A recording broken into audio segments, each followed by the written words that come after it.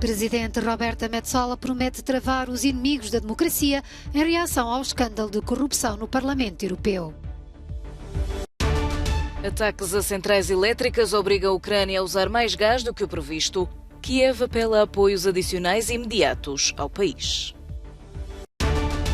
Protestos nas ruas do Peru não param. Manifestantes querem antecipação das eleições presidenciais após destituição de Pedro Castilho. Inimigos da democracia. É assim que a Presidente do Parlamento Europeu classifica os implicados no escândalo de corrupção que está a abalar esta instituição da União Europeia. Numa intervenção na sessão plenária em Estrasburgo, segunda-feira, Roberta Metsola usou palavras duras para comentar o caso que envolve, entre outros, a eurodeputada grega Eva Kaili, uma das suas vice-presidentes. Estes agentes malignos ligados a países terceiros autocráticos alegadamente transformaram em armas uma organização não governamental, sindicatos, indivíduos, assistentes e eurodeputados, num esforço para subverter os nossos processos. Os seus planos maliciosos falharam. A Presidente diz que foi lançado um procedimento contra Kaili para lhe retirar definitivamente o título e as funções de vice-presidente, os quais já estão suspensos.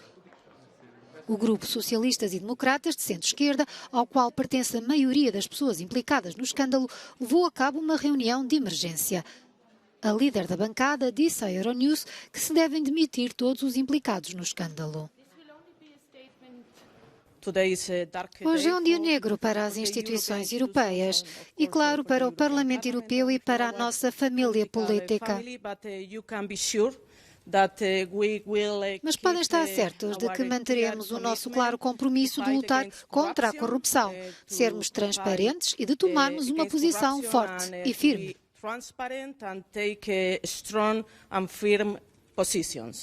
Poderá haver algumas maçãs podres, mas não se deve tomar todos pela mesma medida, disse uma eurodeputada alemã dos Verdes.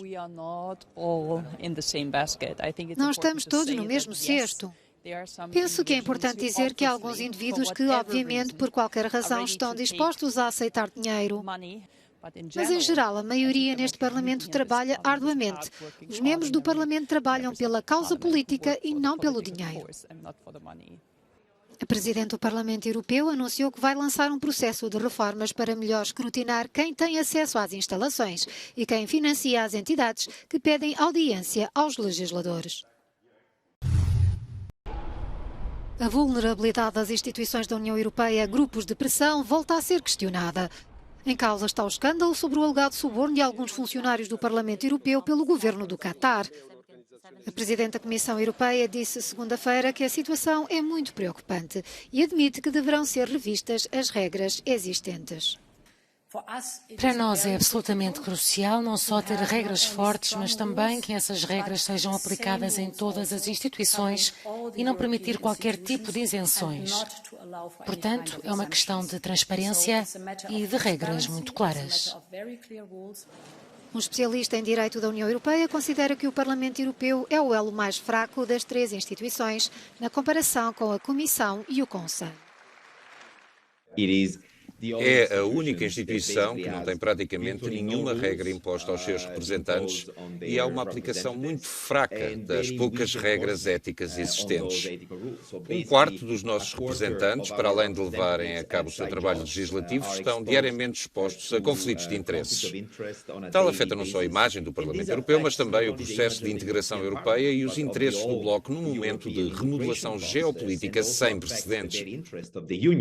At a time of unprecedented geopolitical reshuffle. No escândalo estão alegadamente envolvidos uma vice-presidente do Parlamento, um ex-eurodeputado e assistentes parlamentares. Rever as regras sobre grupos de pressão conhecidos por lobistas é fundamental para a reputação do Bloco. A União Europeia tem um sistema de ética e integridade bastante sofisticado, bastante avançado em termos de regras escritas. No entanto, contém muitas brechas, nomeadamente no que toca ao Parlamento Europeu. Assim, esperemos que tenha chegado o momento de ponderação para muitos líderes políticos que se têm oposto, em particular no Parlamento, à adoção de regras mais estritas. Os eurodeputados não podem aceitar presentes com valor superior a 150 euros. Estão obrigados a registar reuniões com lobistas apenas quando estão na capacidade de relatores de determinado projeto legislativo, mas ficam isentos dessa obrigação nos outros casos. A reconstrução da Ucrânia vai ser discutida esta terça-feira em Paris. A capital francesa acolhe 2 reuniões internacionais durante o dia. De manhã, representantes de 40 Estados e 2 dezenas de instituições internacionais e financeiras vão se focar na ajuda imediata ao país. O encontro multilateral tem como objetivo promover uma resposta urgente às necessidades básicas da Ucrânia em áreas como a alimentação, a saúde, a água e a eletricidade. À tarde, cabe às empresas francesas encontrar meios de apoio à reconstrução. Ainda antes da conferência, Volodymyr Zelensky apelou por vídeo às nações do G7 para uma maior ajuda à Ucrânia na questão do gás. De acordo com o presidente ucraniano, os ataques às centrais elétricas estão a obrigar o país a usar mais gás do que o previsto. E, por essa razão, é necessário um apoio adicional este inverno de cerca de 2.000 milhões de metros cúbicos de gás. Os 7 países mais industrializados do mundo chegaram já a acordo quanto à criação de uma plataforma para coordenar a ajuda financeira à Ucrânia. A medida foi anunciada após a reunião pelo presidente do grupo.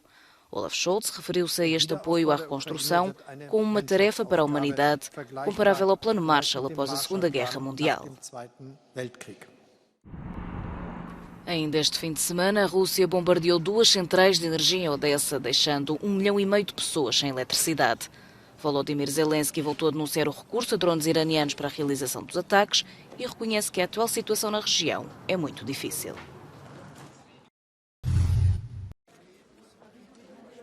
Reunidos em Bruxelas, os ministros dos Negócios Estrangeiros da União Europeia chegaram a acordo para uma nova ajuda financeira de 2.000 milhões de euros para a Ucrânia. A assistência será feita através do fundo criado no início da invasão para dar apoio militar ao país. E os 27 avançaram também com outras medidas. Vamos ajudar a Ucrânia a reparar o sistema energético, vamos aumentar as exportações de energia para a Ucrânia e vamos continuar a trabalhar para garantir a responsabilização de todos os envolvidos na guerra para que a impunidade seja impossível.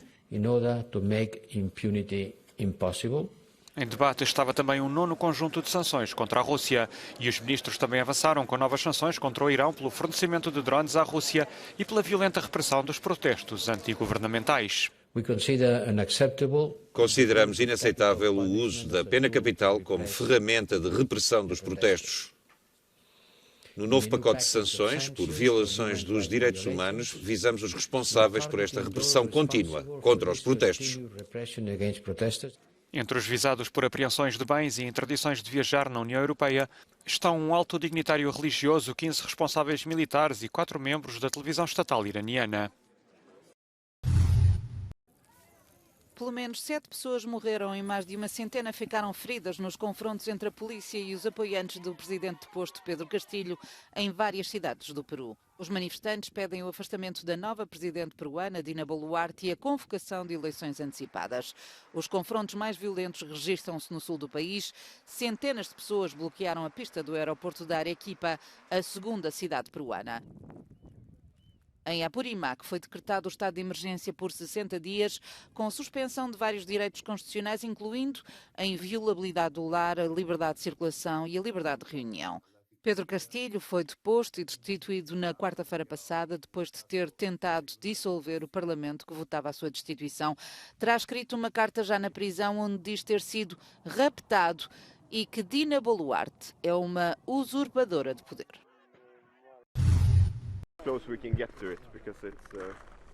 Com temperaturas muitas vezes inferiores a 20 graus negativos e localizado 200 km ao norte do Círculo Polar, o Centro Espacial Esrange, no extremo norte da Suécia, tem um objetivo em mente: ser a primeira instalação deste tipo em solo europeu a lançar um satélite.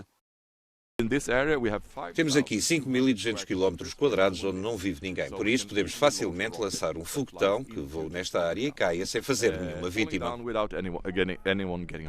A partir do centro sueco a funcionar desde os anos 60, já foram efetuados mais de 600 lançamentos, mas até ao momento apenas para voos suborbitais, na maior parte dos casos para experiências científicas.